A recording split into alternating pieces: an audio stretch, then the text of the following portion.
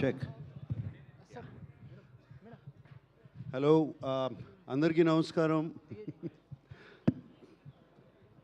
మీ అందరినీ చూస్తుంటే నాకు జస్ట్ ఇందాకే అనుకున్నాను,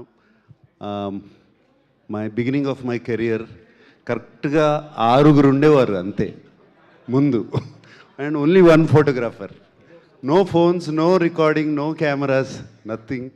రేపు రిలీజ్ అనగా జస్ట్ ఒక 6 ఉండేవారు. వాళ్ళు క్వశ్చన్స్ అడిగేవారు, అయిపోయేది.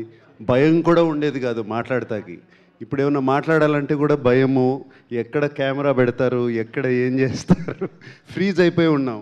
Anyway, it's nice to see so many people, so nice to see మీ అందరినీ, and fantastic. And I'm very very happy to answer all your questions.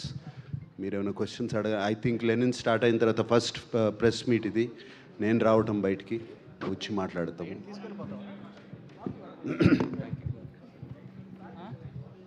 ఇంకొకటి I have to talk about మన నందు. నాకు కథ చెప్పినప్పుడు నేను ఇది మొన్న స్టేజ్ మీద కూడా చెప్పాను. సార్, ఇది శ్రీరామపురంలో జరిగే కథ అన్నాడు.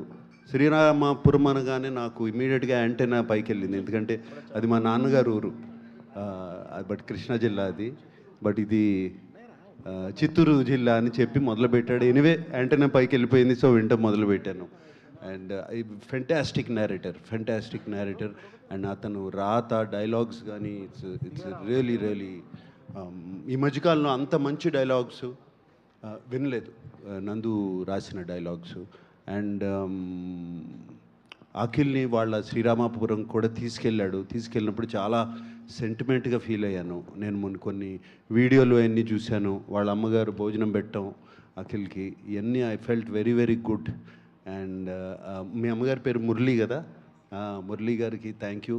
నాన్నగారి పేరు తెలియదు, దేవరాజుల గారికి థ్యాంక్ యూ అండి. అఖిల్ని మీ బిడ్డలాగా చూసుకున్నారు మీ ఊర్లో. Thank you very much. Akhil,